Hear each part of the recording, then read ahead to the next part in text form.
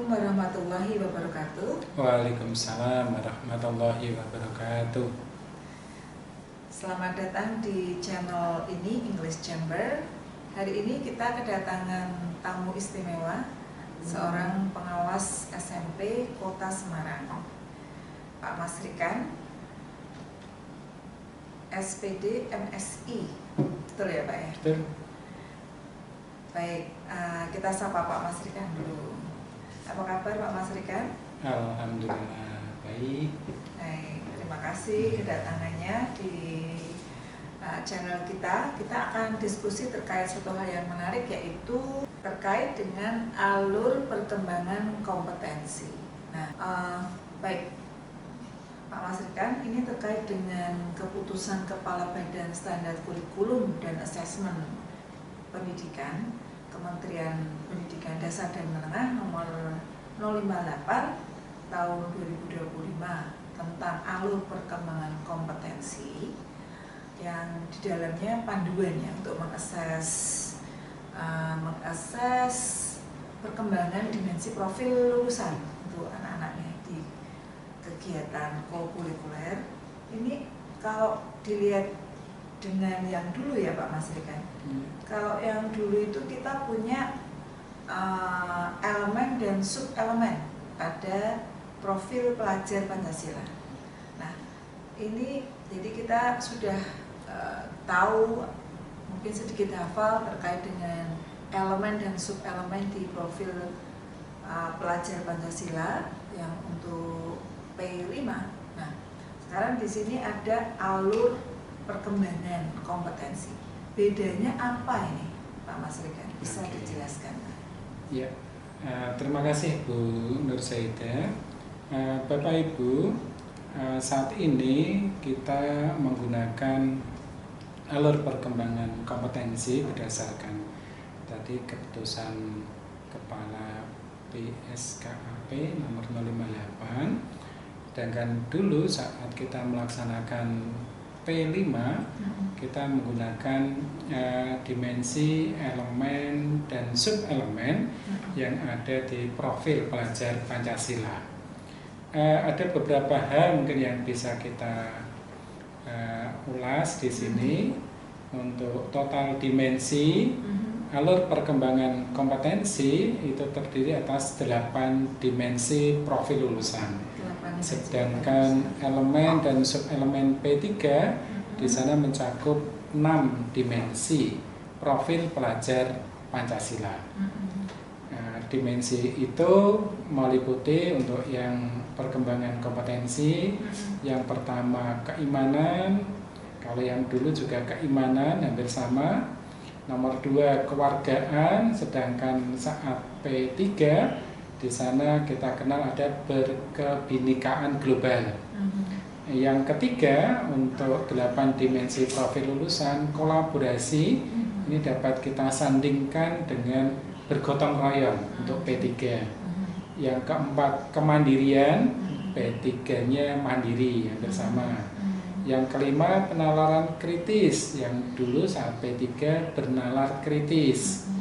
Yang keenam kreativitas, kalau dulu saat P3 kreatif. Nah, kemudian di 8 dimensi profil lulusan ada 2 tambahan lagi. Yang ketujuh kesehatan, ini merupakan dimensi baru. Dan yang ke-8 komunikasi. Nah, sekarang kalau kita lihat aspeknya, unit pencapaiannya, kalau alur perkembangan kompetensi diuraikan dalam 3 tahapan. Jadi ada 3 tahapan, yaitu berkembang, cakap, dan mahir. Nah, sedangkan pada elemen dan sub-elemen yang ada di P3 itu diuraikan dalam target per fase, mulai dari fase A hingga fase F yang lebih rinci. Jadi berurutan, sedangkan kalau yang sekarang tahapannya berkembang, cakap, dan mahir. Yang kedua, standar kelulusan. Untuk yang alur perkembangan kompetensi, ini tahap cakap ini ditetapkan secara eksplisit sebagai standar kelulusannya atau SKL-nya. Sedangkan pada elemen dan subelemen P3, pencapaian ditentukan pada akhir fase tertentu. Tidak secara eksplisit diistilahkan sebagai cakap atau standar tunggal. Jadi tiap-tiap fase nanti di sana ada deskripsinya masing-masing. Nah, fokus utamanya pada alur perkembangan kompetensi menyediakan alur yang jelas dari kondisi menuju standar berkembang, memenuhi standar cakap hingga melampaui standar mahir untuk setiap dimensi, dan itu dijelaskan untuk setiap jenjang pendidikan, mulai dari TK, SD, SMP, SMA atau SMK, atau kalau kita mengikuti jenjang sekolah dari Kemenak, mulai dari RA, MI, MTS, kemudian madrasah aliyah. Sedangkan pada elemen dan subelemen P3 itu menyediakan matriks perkembangan subelemen yang menunjukkan peningkatan kompleksitas dari satu fase ke fase berikutnya. Oke, berarti ini beda-beda ya Pak ya? Nanti SMP apa, sudah ada sudah ada ketentuan dengan standarnya yang cocok, sesuai. Cocok. Di tengah sudah ada deskripsinya. Baik. Oke, lalu ini Pak, kalau dulu itu di P5 ketika kita menyusun modul proyek ya, modul P5 itu subelemen itu menjadi tujuan. Subelemen itu menjadi tujuan.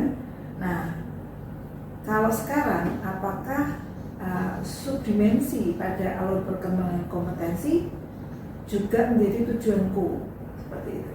Oke. Kembali kita bandingkan, bukan berarti ini membanding-bandingkan yang terbaik yang mana, tidak ya, Bu Ida ya. Hanya kita menganalisis saja kalau dulu seperti ini, sekarang seperti ini, semuanya baik, ya, semuanya baik, karena ini kita pakai sebagai acuan untuk saat ini. Bapak Ibu, sebagai dasar acuan untuk tujuan kokurikuler, atau kalau dulu P5, kalau saat P5 itu subelemen, deskripsi dari subelemen ini yang dipakai sebagai tujuan. Target capaian.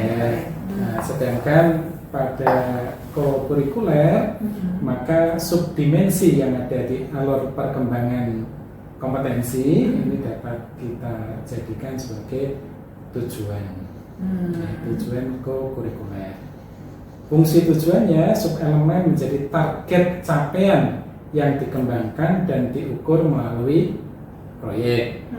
Sedangkan pada kegiatan kokurikuler, subdimensi menjadi tujuan pembelajaran bersama dengan dimensi dan tahapan perkembangan yang dicapai melalui kegiatan kokurikuler. Nah, kemudian dokumen rujukannya, kalau P5 adalah matriks perkembangan subelemen P3.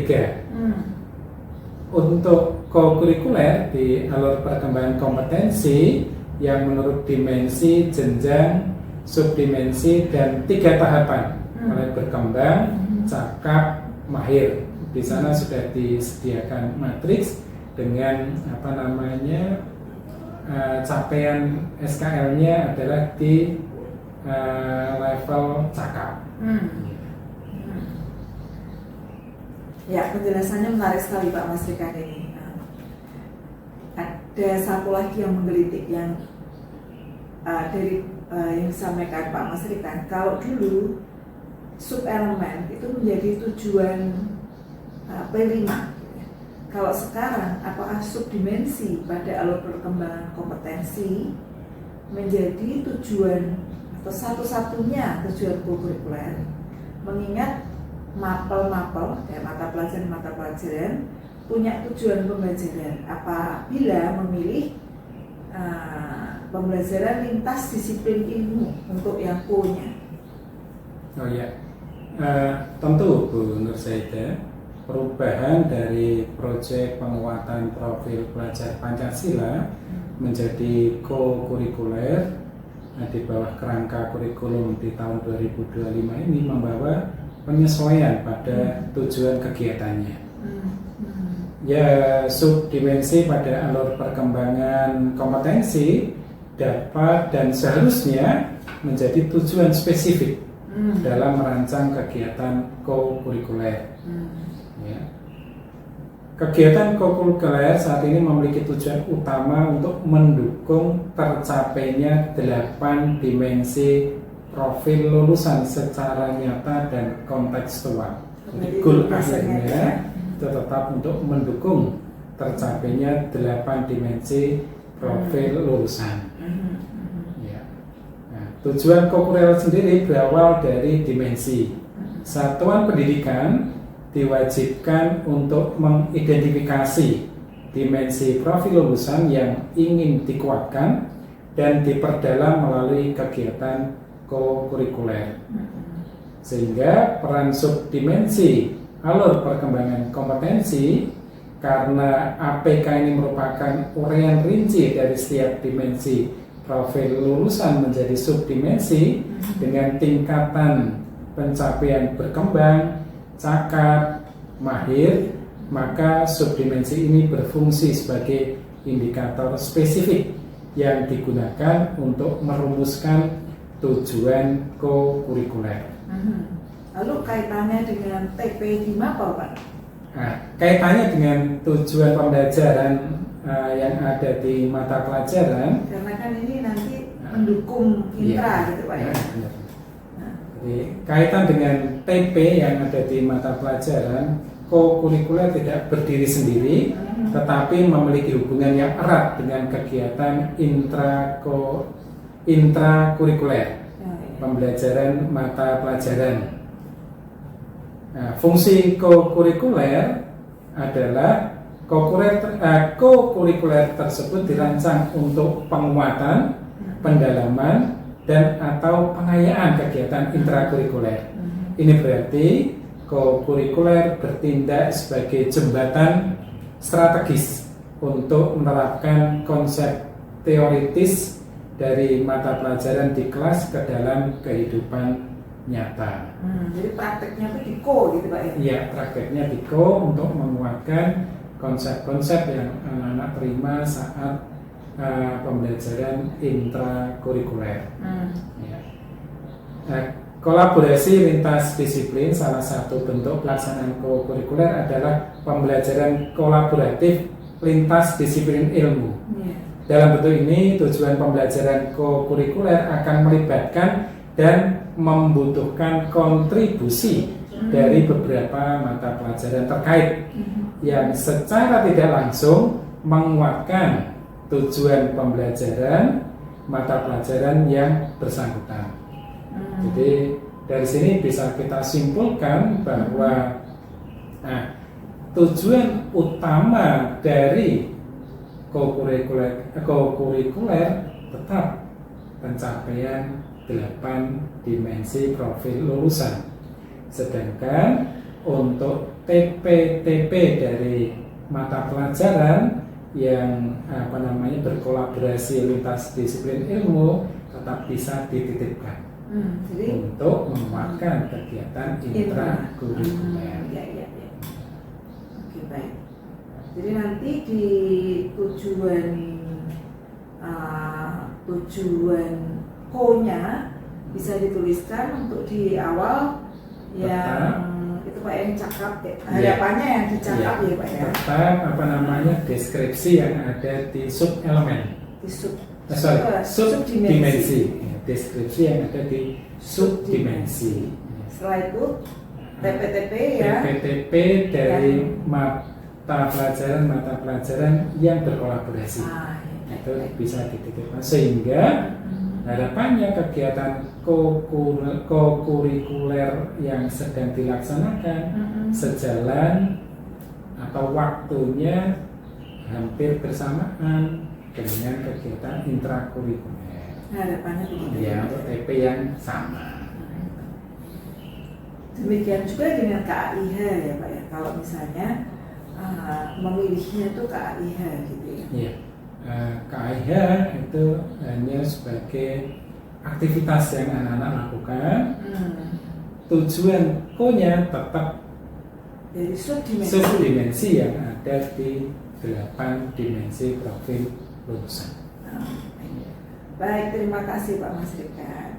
Selanjutnya nih Pak, ini sering juga ditanyakan oleh banyak Bapak Ibu guru, yaitu apakah pertama dasar pemilihan subdimensi, yang kedua apakah subdimensi itu harus diselesaikan. Jadi semua subdimensi yang ada di jenjang tertentu itu harus diselesaikan dalam satu fase atau 1 tahun. Oke. Terima kasih Bu Nursaida. Dasar pemilihan subdimensi pada tujuan kokurikuler tetap berdasarkan proses identifikasi kebutuhan yang dilakukan oleh satuan pendidikan. Satuan pendidikan harus menganalisis dan mengidentifikasi 8 dimensi profil lulusan yang masih memerlukan penguatan pada murid. Dimensi atau subdimensi inilah yang kemudian dipilih untuk menjadi fokus kegiatan kokurikuler. Ya. Nah, pemilihan subdimensi didasarkan pada konteks sosial budaya dan karakteristik murid di sekolah tersebut. Kegiatan kokurikuler dirancang untuk memenuhi kebutuhan belajar murid dan menanamkan nilai-nilai yang dimiliki oleh satuan pendidikan. Kokurikuler bertujuan untuk penguatan, pendalaman, dan atau pengayaan kegiatan intrakurikuler. Oleh karena itu, subdimensi yang dipilih seringkali relevan dengan materi atau kompetensi yang sedang atau telah dipelajari di kelas. Namun perlu dikuatkan secara kontekstual. Nah, dari penjelasan itu kita bisa menyimpulkan maka dari 8 dimensi profil lulusan tersebut apakah dalam 1 tahun atau 1 fase harus selesai semua, mungkin tiap-tiap sekolah akan berbeda-beda. Karena mana kira-kira dari 8 dimensi itu yang masih perlu dikuatkan untuk murid di sekolah tersebut. Itulah yang menjadi fokus utama untuk dijadikan kegiatan-kegiatan kokurikuler. Nah, seperti itu Bu Nursaida. Kalau tadi Pak Mas menyampaikan berdasarkan analisis atau mungkin raport atau mungkin analisis dari sekolah Pak ya yang dibutuhkan, berarti boleh dipilih ya Pak ya? Oh, boleh dipilih saja yang sesuai dan dibutuhkan oleh murid. Subdimensi tidak harus diselesaikan semua dalam mungkin 1 fase atau 1 tahun. Ya. Prinsip fleksibilitas. Jadi pelaksanaan kokurikuler dilaksanakan secara fleksibel dari segi muatan, kegiatan, dan waktu pelaksanaannya. Karakteristik kegiatan kokurikuler bersifat fleksibel dan kontekstual, serta dapat dilaksanakan dalam berbagai bentuk sesuai kebutuhan dan kekhasan satuan pendidikan. Satu lagi Pak pertanyaan sebelum selesai, sebelum kita akhiri diskusi yang menarik ini, yaitu bagaimana dengan rapor kokurikulernya Pak? Apakah rapornya nanti sama dengan rapor P5 yang dulu Pak Mas Rika? Nah, raport kokurikuler atau yang ada di kurikulum 2025 atau revisi dari kurikulum 2024 berbeda, tetapi memiliki filosofi yang sama dengan raport proyek penguatan profil pelajar Pancasila. Perbedaan utama terletak pada fokus dimensi, format pelaporan, dan integrasi dengan intrakurikuler. Iya itu ya Pak, bedanya. Karena dulu kan tidak ada ya. Persamaan mendasarnya baik raport P5 maupun raport co-kurikuler menggunakan format deskripsi naratif. Jadi bukan angka atau nilai untuk melaporkan capaian murid. Kemudian fokus pada karakter atau kompetensi. Keduanya bertujuan untuk melaporkan perkembangan karakter dan kompetensi murid yang tidak terlihat dari nilai mata pelajaran, yaitu mengukur profil lulusan atau kalau dulu profil pelajar Pancasila. Dan yang ketiga, menggunakan bahasa yang positif. Deskripsi yang ditulis harus ringkas, jelas, dan menggunakan bahasa positif serta edukatif untuk memotivasi murid. Oke. Nah, kemudian mungkin kalau bisa dianggap perbedaan, sedikit perbedaan itu kalau kita lihat dari dimensi acuan. Kalau raport co-kurikuler mengacu pada pencapaian 8 dimensi profil lulusan, ya. Kalau P5 mengacu pada 6 dimensi profil pelajar Pancasila. Letak pelaporannya ini yang agak berbeda. Kalau hasil co-kurikuler dicantumkan pada kolom khusus co-kurikuler di dalam raport murid atau laporan hasil belajar utama. Sedangkan pada saat P5 ya umumnya disajikan sebagai bagian terpisah atau lembar raport khusus untuk P5 di luar raport mata pelajaran. Terakhir, capaian untuk co-kurikuler, capaian diukur berdasarkan tahapan alur perkembangan kompetensi atau APK, yaitu berkembang, cakap, atau mahir, ya. Sedangkan pada P5, capaian diukur berdasarkan tahapan perkembangan sub-elemen P3, yaitu belum berkembang, mulai berkembang, kemudian berkembang, sesuai harapan, dan sangat baik. Nah, seperti itu Bu Nur Saidah yang bisa saya jelaskan. Oke, baik. Terima kasih Pak Mas berikan penjelasannya. Kalau nanti ada yang mau tanya-tanya, berarti bisa di kolom komentar ya Pak. Oke, silakan. Ya, Bapak Ibu, apabila ada yang perlu didiskusikan karena ini memang hal baru, monggo nanti kita berdiskusi. Di sini tidak ada yang benar, tidak ada yang salah, tapi kita cari solusi bersama. Baik, terima kasih Pak Mas Rikan atas penjelasannya. Semoga nanti kapan-kapan kita bisa berdiskusi lagi dengan topik yang lebih hangat lagi, gitu Pak ya. Terima kasih teman-teman sudah mengikuti diskusi kita. Dan tadi pesannya adalah jika ada yang masih ingin didiskusikan, silakan ditulis di kolom komentar. Selamat berkarya. Assalamualaikum warahmatullahi wabarakatuh. Waalaikumsalam warahmatullahi wabarakatuh.